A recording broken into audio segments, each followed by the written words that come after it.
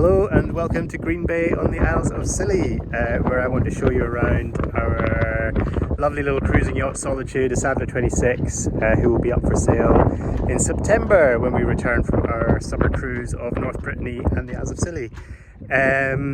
We are also part owners in Arrival 36 and we're relocating back to Scotland, which is the only reason Solitude is for sale. If we weren't doing that and we were staying on the south coast in Cornwall, we would certainly be keeping Solitude, as she's been an exceptional small cruising boat and we're currently been on her for 5 weeks. I just want to talk you through her. Starting off here, we've got a Rock and Vulcan 9 kilo anchor, which was new last year. It's a fantastic anchor. It has had absolutely no issues in our whole time on this cruise, and we've been, maybe 30-40 nights at anchor. That is on 37 meters of 8mm chain, which is spliced to a further 25 meters of octoplate, and anchor snubber there all set up. And then so the hull of Solitude has been epoxied, I believe, in the early 2000s. I'll confirm all the dates in the Apollo Duck ad. And her keels were sandblasted, I believe, in 2022, and they were epoxied at that point too. So the keels are in fantastic condition. When we bought the boat, the anti-fouling was quite flaky. So last season, before we launched her, we scraped back the anti-fouling, all the loose anti-fouling. We primed her and we put on 2 coats of Seajet Shogun paint anti-foul. We then topped that up with another coat of Seajet Shogun this year. And that is doing really, really well. As you can see, she's got a really, really clean bottom. Large transom hung rudder and skeg, fixed prop, 2-leg prop, all really well maintained. And I replaced the shaft seal in the spring of this year, so she has an essentially brand new dripless seal. Coming around the starboard side, you can see again that the starboard keel is in really good condition. No rust showing through at all, and the hull's in great nick. I'll just step back and give you a little overview of her. Back to the stern, she's got a really, really good boarding ladder. On the push pit we've got the safety gear, we've got a U-buoy, and we've got a throw line for everyone on boards. Then you can see all the AIS, Navtex, and the antennas for both the GPS and for the AIS there. All nav lights are working and in good order, and she had a brand new masthead LED combined tricolor and anchor light last year. So, climbing up into the boat. Clean, big cockpit. I've got the table there to show you how that works.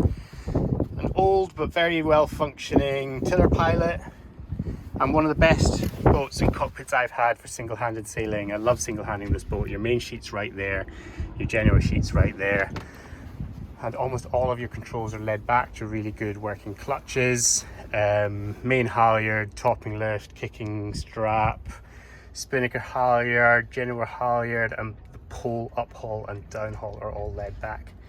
Nice pockets in the side of the spray hood, and the spray hood windows were replaced last year, and we reconditioned the spray hood this year and reproofed it. Tablet plotter. Now the tablet won't be included in the sale, but I wanted to show you how well set that up that was, with the holder and with a really handy USB. Obviously we're grounded, so the sounder is showing 0 at the moment, and the log is all in good working order. Okay, really nice simple cockpit table that just rests on a post. We've had lots of nice meals around that this trip. And we also have a shade sail that's like a boom tent, purpose made from an old mainsail for shade and for rain. I'll just walk forward. All nice clean side decks. 60-watt solar panel here, which is just simply lashed, so that it's in a good position when you leave the boat on mooring and for sailing, but then you can unlash it and move it around to get the best sunlight when you're at anchor and cruising. Moving up to the bow. Furlex, furler in good condition, all works perfectly. Hand windlass, all working fine. And then, nice big anchor locker, which all works really, really well. You just stash the anchor straight in there when you hoist it. I've got a permanent preventer set up for the mainsail, and she's got brand new sails from last year, brand new main, brand new Genoa, so really nicely.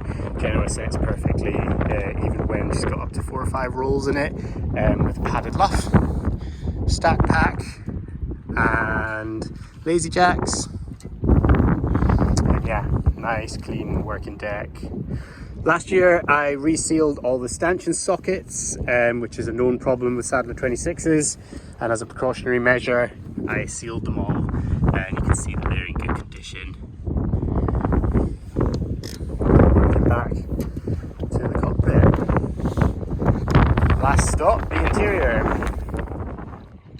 One of our favourite things about the Sadler 26 is that for such a small boat, she's got a really fantastic accommodation, which I'd like to show you now. So we go down the short companionway steps into the interior.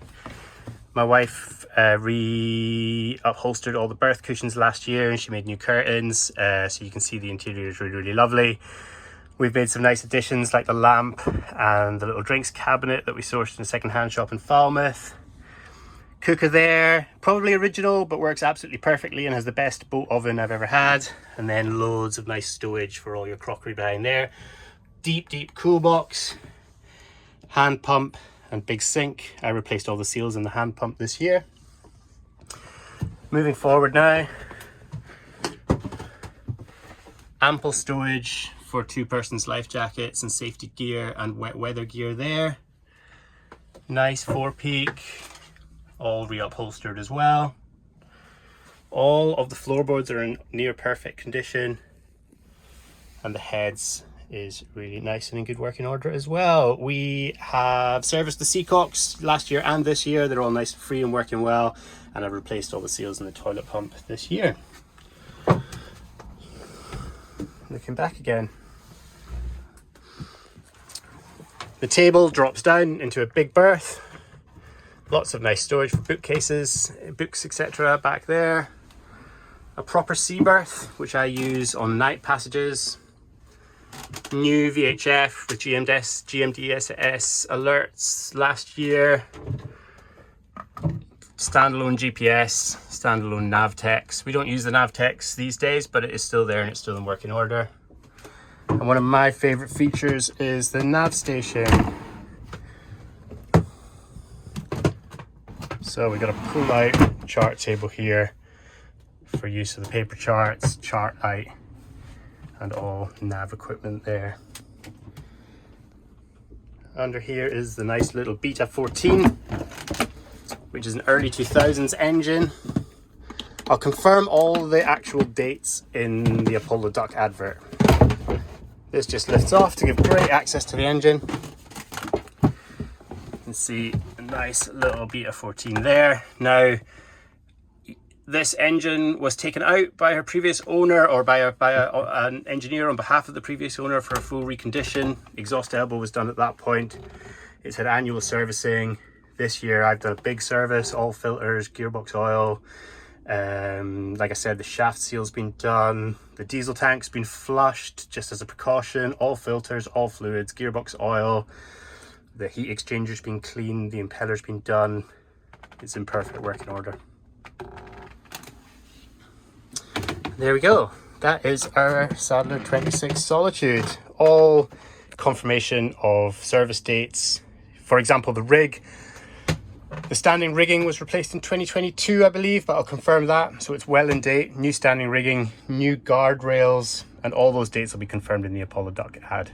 Which really is a lovely little pocket cruiser. I completely forgot to mention that the boat also benefits from a new air-blown diesel heater. It's a Chinese diesel heater, but it was brand new this winter, and it's got upgraded diesel lines and an Eberspacher type exhaust, so it's a really good, safe installation. It's brand new this year and it heats the boat up really nicely.